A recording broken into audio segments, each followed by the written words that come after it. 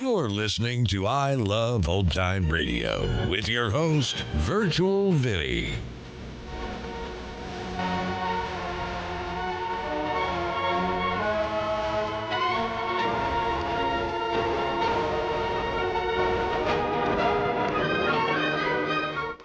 It's a new episode here on I Love Old Time Radio. Welcome, Old Time Radio fans. I'm your host, Virtual Vinny. You can interact with us via social media on Facebook at I Love Old Time Radio and on Twitter at I Love OT Radio. You can send feedback to us via the contact form on our website at iloveoldtimeradio.com. If you enjoy this program, please take the time to rate and review us at review.iloveoldtimeradio.com. I Love Old Time Radio produces a new show every Monday through Friday, each day with a different theme. Wednesdays are all about detectives, like Danny Clover on Broadway is My Beat.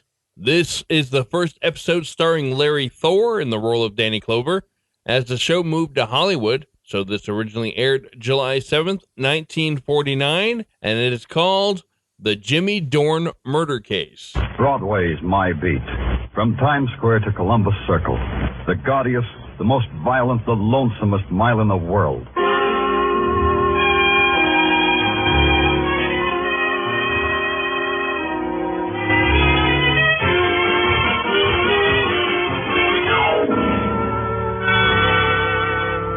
Broadway's My Beat, with Larry Thor as Detective Danny Clover.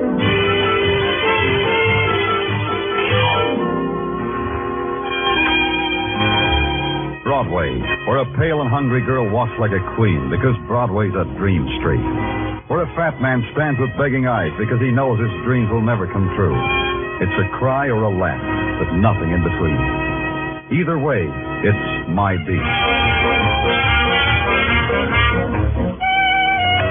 On special detail, there are no special hours.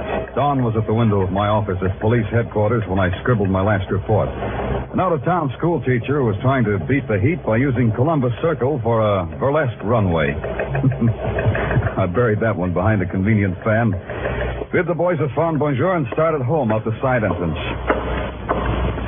I didn't make it. All I saw of sunrise was in an alley, the alley reserved for police ambulances coming home to the morgue. A voice stopped me and invited me in. Danny, come here. The man who stood silhouetted in the slice of light was a man who called himself K-Peck, the freelance photographer who hung around headquarters. You never knew he was there, but he always was. The quality of dawn, Danny. Who can hold it? Who can imprison it? It is the eternal enigma for a photographer. Why don't you go home then, K-Peck? What keeps you here? That ambulance, perhaps. Huh? You see, creative men like me have a devotion. It is always the same. Perfection. Everything neat and perfection. Oh, so that's what it is. Watch that stretcher, Joe. Yeah, okay. Hiya, Danny. Hi, what do you got, boys? Suicide. Guy jumped in front of an 8th Avenue subway. I didn't know anything about it. Not your department, Danny. See you later. See what I mean, Danny? Neat and perfection. The man they're bringing in, for instance. What's neat about him? That was Jimmy Dorn, a Cinderella man who only the other day won $17,000 on the Irish Sweepstakes. What? You must have read about him, how no newspaper, no newsreel could get a picture of him. Yeah, I remember. He was shy. I liked him for that. But I have a picture of him. Oh? Dead or alive? Alive, of course. Dead is for any hack with a brownie. Got it with you? Mind if I see it? No harm. I've already sold it to the news. Here, look at it, Danny. Note the delicate play of light and shadow, the exquisite... This guy looks happy. I never seen anybody look that happy. Because K-Peck took it at the moment of Jimmy Dorn's greatest joy, the supreme ecstasy of winning $17,000. Yeah, to each his own. How did you get it when no one else could? This famous K-Peck tact. It cost me $50 to arrange it. But the news paid me twice that. That much, huh? When Mr. Dorn committed suicide, it raised the price. You see, in the newspaper game, one must know. Excuse me, K-Peck.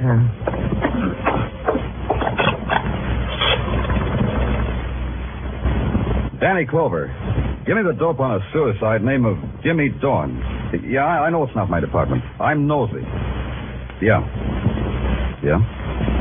Lily Dorn. 3rd Avenue. Okay, that's enough. You have the look, Danny. You smell something, maybe? Maybe. Be with you in a second, Keeper. Hello, Benny. Danny Clover. That Jimmy Dorn suicide. Tell the chief I'm going to look into it. Yeah, Benny, yeah, I know, but it bothers me. Sure, I'll grab some sleep on the subway. I asked you, Danny, you smell something, maybe? Why should a guy let a subway train make his wife a widow with $17,000 orphan dollars? Why should all that sudden dough make him want to commit suicide? Is it such a secret why men destroy themselves? Yeah, to me. It's not neat, K-Pack.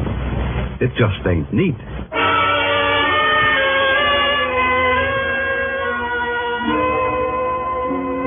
Third Avenue is a tenement 5 stories high and miles long. At 9 o'clock in the morning, it was going full blast. The elevated, housewives hunched in open windows, kids slipping pennies against the wall, and every 7 minutes it screamed. Somewhere between Sam Chu's hand laundry, special attention pages, pleated dress shirts, and the Blue Star delicatessen, cream soda and hot pastrami 2 bits, somewhere between there was a doorbell. I pushed it.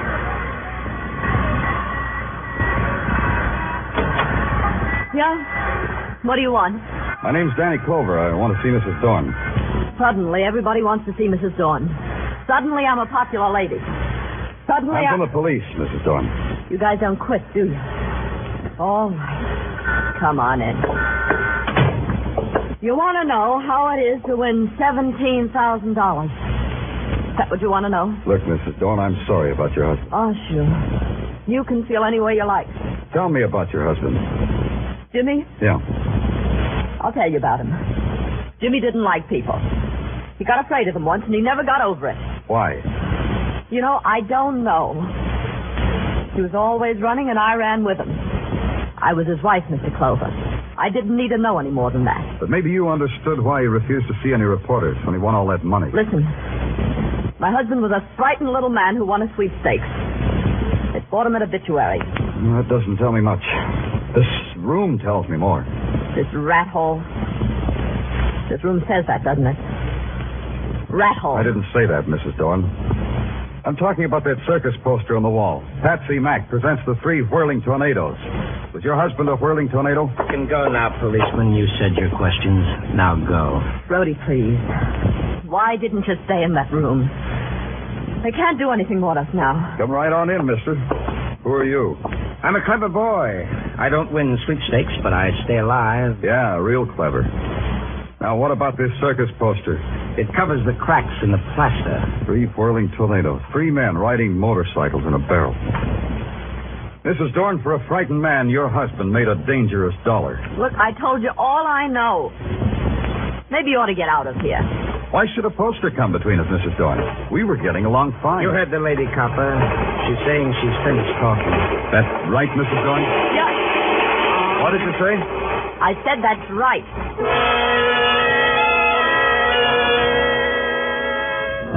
Maybe I should have let it alone, got some sleep. But it kept eating at me.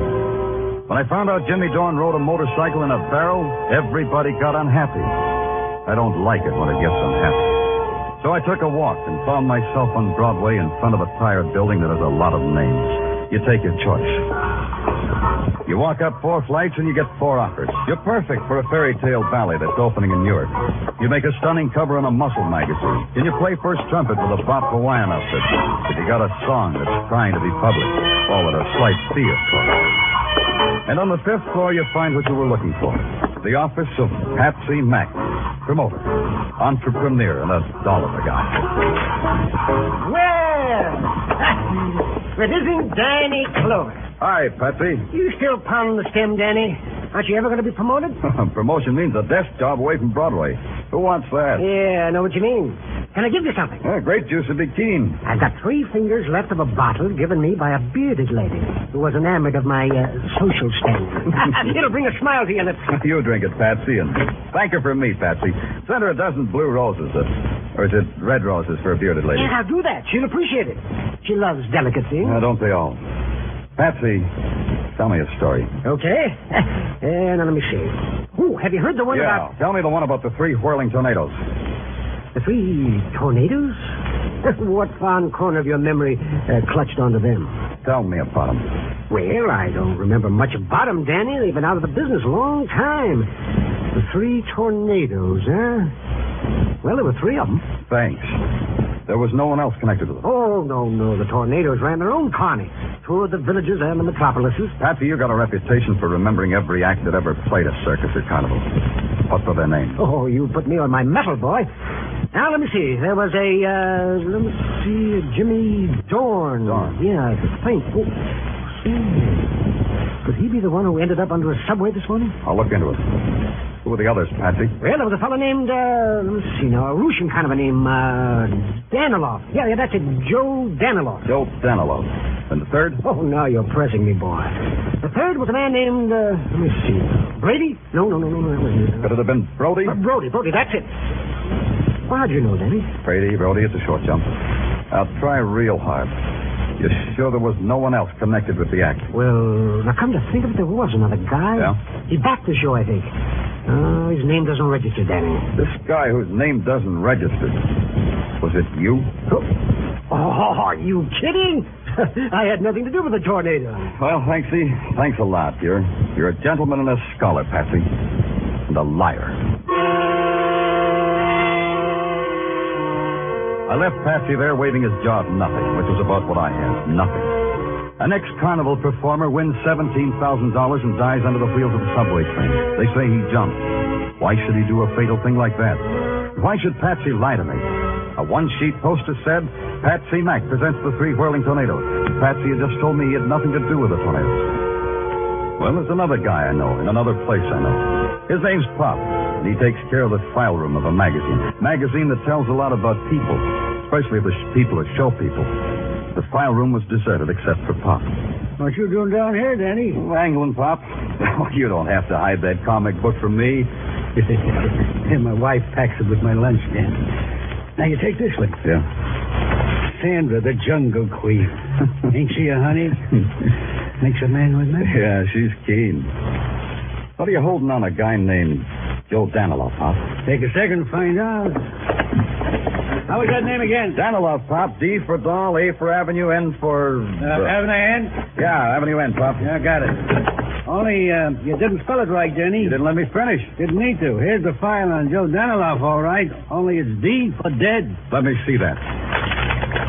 Joe Danilov, ex-carnival performer, a member of the 3 tornadoes, was found dead today at the bottom of an elevator shaft. Danilov left no survivors, his wife having died a year ago. Hey, how about this? How about what? Listen, a week before his death, Danilov came out of obscurity to win a cross-country motorcycle race with a purse of $1,000. So he made funeral expenses. That's hot news, huh? Last night, another man, a man named Jimmy Dorn, came out of obscurity to win a lot of money. He died, too. 2 whirling tornadoes all played out, one after another. You know something, Danny? What? I don't know what you're talking about. Oh, sorry, Pop. I was playing with a jigsaw puzzle. Well, you sit right down there and do just that. I'm going upstairs for some coffee. You want some? Coffee, Daddy. Want some? Yeah, your coffee. Be nice, Pop. I'll just be a few minutes. Don't let anybody kidnap Sandra, the Jungle. Yeah. 2 whirling tornadoes. The third one named Brody. Maybe you'll blow away, too. Brody and the bitter widow Dawn. And Patsy Mack, the sweet guy who told lies. That you, Pop? Oh.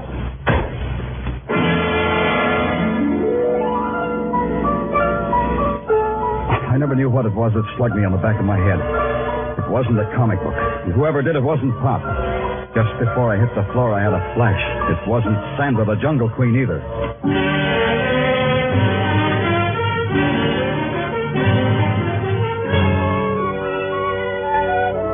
You are listening to Broadway's My Beat with Larry Thor as Detective Danny Clover.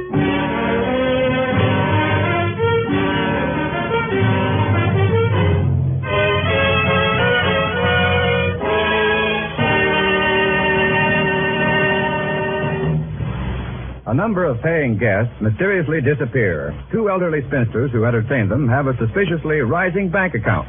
And it's a murder farm story for Casey, crime photographer, to explore on CBS Tonight.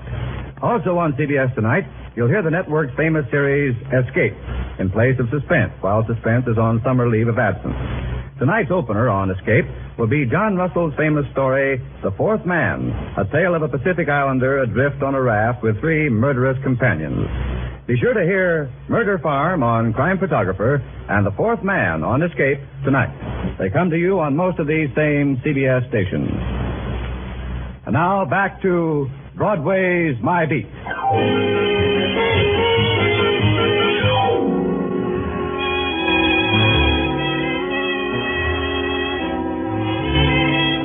You win a lot of money or die violently or do both, and Broadway will know all about you. You get your name and your picture in the morning editions. Then Broadway won't care anymore. But I care. Maybe it's because I've got a cop's curious mind, but it bothered me why Jimmy Dorn died. So I made it my personal business. And so far, business was rotten.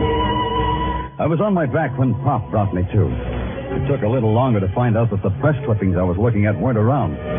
That's a new one. Rolled for some old press clippings. This needed thinking. To think, a cop's got to eat. To eat, there's a classy sidewalk cafe on the corner of Broadway and 47th where you stand up to a hot dog and a cup of coffee that dares you. I threw a lump of sugar at it when someone tapped me on the shoulder. Hello, Danny. Mind if I join you? Oh, K-Peg, not at all. Grab a napkin. Danny, somehow you look unsymmetrical today. What happened to your head? I had it done over. Oh, you detectives, always intruding yourselves into violence and danger. Who did it, Danny? Person or persons unknown. Oh, you should go home and get some rest. Yeah, what about you, K-Peg? Don't you get any sleep either? I am a vain man, Danny. I've been waiting for the noon edition of the news to come out. It has the picture I took of Jimmy Dorn. Look at it, Danny. Yeah. Is it not a magnificent reproduction? Yeah, it's quite a picture. How'd you catch the expression? For an artist like me, it is a matter of precise timing. But somehow, I feel the caption beneath this picture is not right. What do you mean? I feel the caption should not read suicide. It should read murder. Oh? Makes you say that? I have captured death in my pictures for a long time, Danny. This is the face of a man whom death was about to touch with murder, not with suicide. You talk prettier, but you think like a cop. The elements for murder are 3, Danny. A widow with $17,000, perhaps a boyfriend, and... Wait a minute, Danny. Where are you going? You haven't touched your... I've got to make a call. So you can't eat first? Who calls on a rich widow with onions in his breath?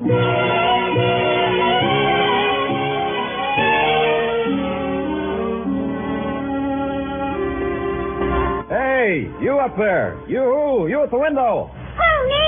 Yeah, you. Oh, hello. Hello. Mrs. Dorn, isn't she home? You want somebody, mister? Mrs. Dorn. I've been ringing your bell. Where is she? Oh. You know where Mrs. Dorn went? There's no light downstairs. Her? Yeah, her. Oh, sure, she had a date for across the street. What?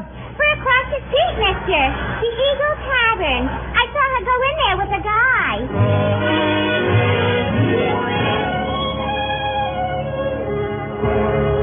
The Eagle Tavern took up 40 front feet of sidewalk, and its insides were designed to take up thousands of man-hours of loneliness. Right now, there were only 3 lonely people. The bartender, Mrs. Dorn, and Brody. Mrs. Dorn and Brody were standing at the end of the bar trying real hard. I hated to do it, but I decided to ruin their evening for them. You don't know when to quit, do you, Clover? Why do you keep coming around? Like I was saying, Mrs. Dorn. What are you drinking, Mac? Nothing at all. Yeah, you can nurse that a long time. Mr. Clover, look, please, we don't want any trouble. We got all the It's this way, Mrs. Dorn. A long time ago, a man named Joe Danilow fell down an elevator shaft and was killed. Seems like he was nobody until he won a motorcycle race. Then he got his name in the papers. Then he died. What does that do to you? What should it do to her? I'll try a refresher. Joe Danilow was a whirling tornado. He belonged in your husband's act, Mrs. Dorn. Try to react on that. I don't know what you're talking about. You got your reaction, Clover. Now blow. Mrs. Dorn, you know your husband just might have been murdered. No. Try it, Mrs. Dorn. Consider it. You've got no manners at all. All you've got is a loose mouth. Wait a minute, Brody. The man said somebody might have killed Jimmy. Do you think so, Brody? This guy's trying to put poison in your brain, Lily. Don't listen to him. You think I shouldn't, huh? Why should you listen to you, Brody? Go read a book, copper. Go read a book and find out why I should hang around a woman who's married to my best friend, Jimmy Dorn. Maybe you're waiting for him to die. He did, didn't he? Yeah. I never thought of it before.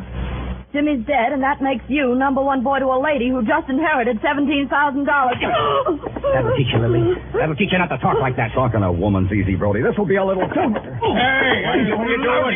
Hey, you can't fight in here. Stop it! I'm running a decent joint. Stop it! Stop it!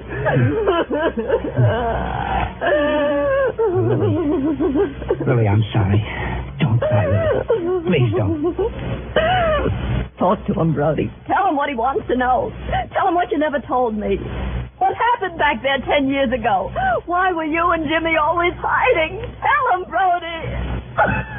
Oh, tell him. Take off, copper. You've done your bit.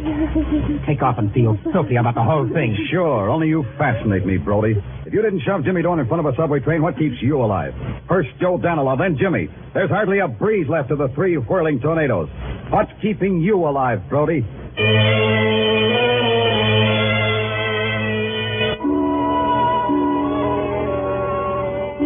Now there was a guy I just had to see. Capex. There was a chance he had taken more than one picture of Dorn. Maybe in the background I'd see a familiar face. Out in Sea Beach near Coney Island, I found the door with Capex's name on it.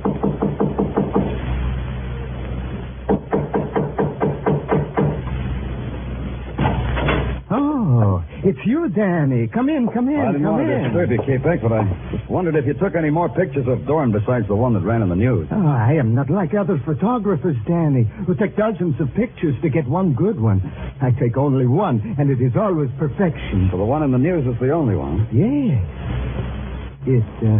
It is important that there should be other ones? It might have been. It's quite a gallery you have on the wall. Yes. Come look, Danny, come look. This one, Danny.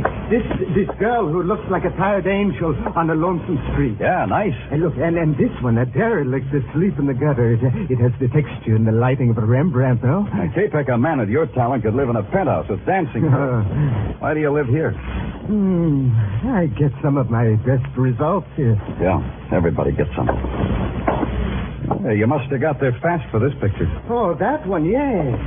Well, you know my deal with the police. The minute anything violent happens, I go out with you. I get a picture. You get a body. Who was it?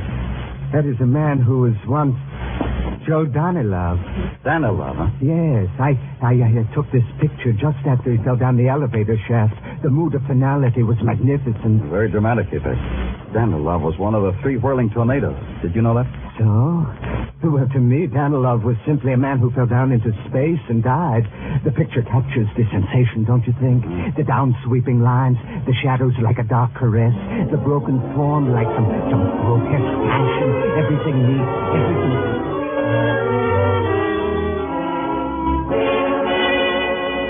I don't think Capek even saw me open the door and leave. It's a long subway ride and a transfer back to Broadway. Coming up from an underground of naked concrete into the blare of 49th Street, well, there's a magic to it. I didn't have time to enjoy it. I had a job to do and a chance to take.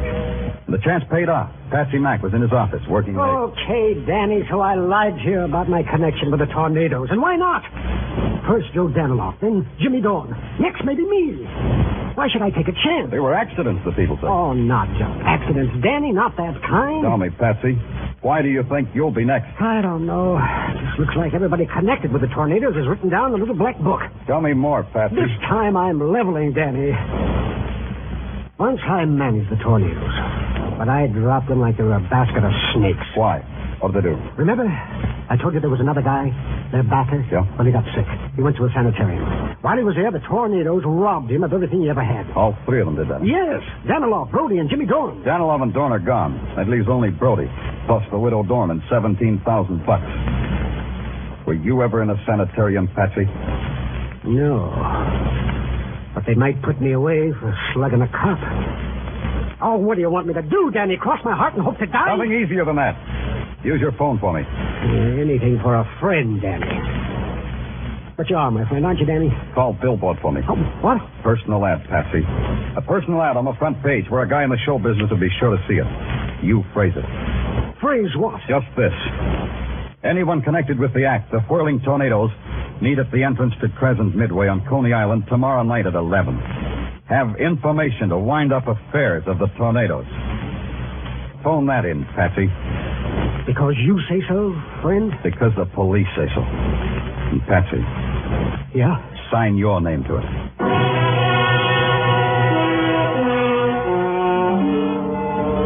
So I had it all set up. This case had murder in it, and I was pretty sure I knew who the murderer was. It was a matter of supplying a pigeon. That was me. The next day, two things happened. The ad was on the front page of Billboard, and rain came. When I hit Coney Island 10:30 that night, it was a wet desert. Neon reflections and stragglers and empty rides. The place was shadows on peeled paint and shadows on shadows. I had to spot the killer before he spotted me. So I picked one of the darkest places under the framework of the roller coaster and walked into it. I really want you to. Danny! There's such a night you picked to enjoy Coney Island. On a night like this, it is a dismal alley. I'm in a dismal mood, K-Peck, and that gun you're holding doesn't make it any brighter. It gives me the bravery to give orders to a policeman. You shoot me, you'll be out of character, K-Peck. How are you going to make it look like an accident? I have other ideas. First, I put my gun in my hand in my pocket. Now I say to you, let's go. Walk, Danny, walk. You know, K-Peck, I think you loused up the job. A long time ago, you told me everything was neat and perfection. You forgot to tell me you put up the dough for the whirling tornadoes before you went to the sanitarium. So you killed Danilov and Dorn. But Brody gets away, huh? Brody in time, policeman. But first you and I take a ride on a roller coaster. Yeah. I was wondering how you'd manage it. Neat and perfection, Danny. Now get on. I'll pay for the tickets when the ride is over. In here, Danny. You get in this first car. I'll sit in the car behind you. How are you going to work this, K-Peck? You going to slug me and heave me over? Like I said, you can't shoot me. Then it wouldn't look like an accident. In a few seconds, when we get to the top, you will see. And I'll keep your hands to your sides, Danny. That's better. Going to get a picture of this one, too, K-Peck? When we get to the top, you will see. The top was 2 seconds away. Now, Danny, stand up. Stand up. I stood up. Out of the corner of my eye, I saw him rise, too. Take the gun out of his pocket, its barrel in his fist. His arm came up in a wide arc, and that was the break I was waiting for. His body arched forward to strike. I twisted, grabbed his hand and elbow, and... Let go of me, Danny!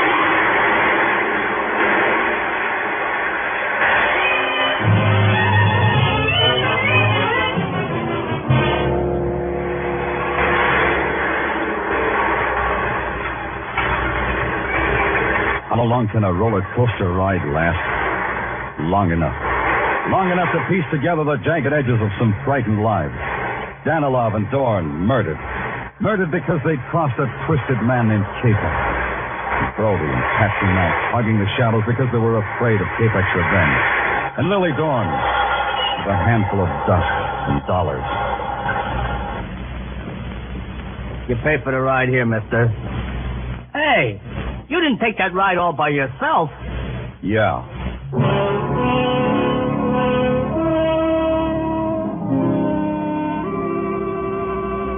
A little while later, an ambulance came and picked up the dead, broken body of K-Peck.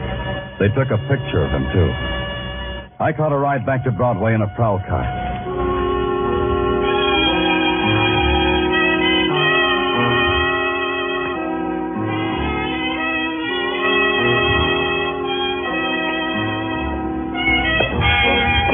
It stretches out in front of you, this street called Broadway, like a midway to some cruel and fantastic circus. And you're the performer.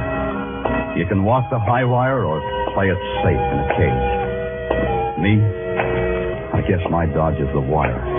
The gaudiest, the most violent, the lonesomest mile in the world. Broadway. My beat.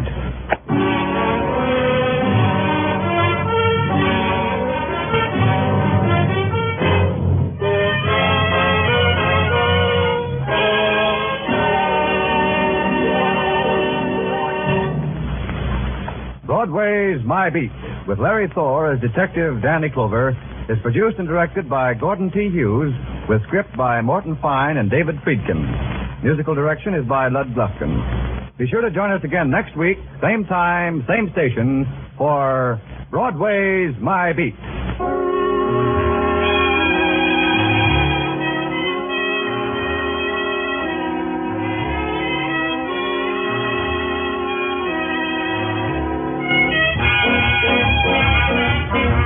In just a few minutes on most of these same CBS stations, you'll be hearing the familiar strains of Someday I'll Find You. And the action, as you know, starts with Mr. Keene, the famed tracer of lost persons. A top-rating detective throughout radio's fall, winter, and spring seasons, Mr. Keene will be on hand all summer. So don't miss one of his great cases these Thursday nights on CBS. This is CBS, the Columbia Broadcasting System.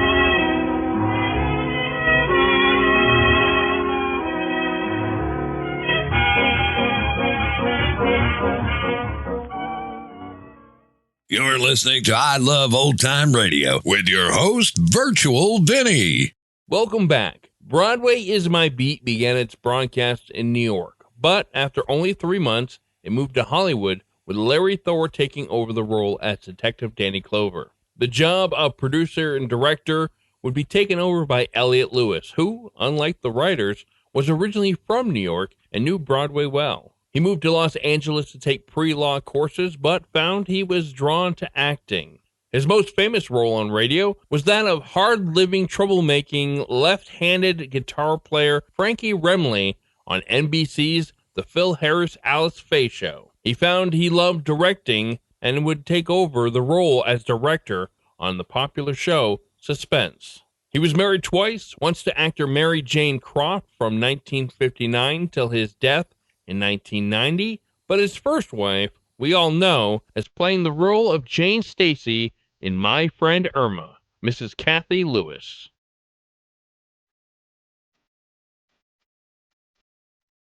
And that's going to do it for our program. You can find I Love Old Time Radio on iTunes, the Google Play Store, Stitcher, Spotify, and on our website at iloveoldtimeradio.com. You can also listen to us on your Alexa device through TuneIn. Please take the time to rate us and leave a review as well. Like us on Facebook at I Love Old Time Radio. Follow us on Twitter at I Love OT Radio. Comments and questions can be directed to our website at iloveoldtimeradio.com. If you'd like to help support this show, you can do so at support.iloveoldtimeradio.com or by joining our Vintage Radio Club and get an extra episode a week. Tomorrow is another episode of The Bizarre World of Arch Obler on Lights Out, and join us next Wednesday for some more Broadway is My Beat.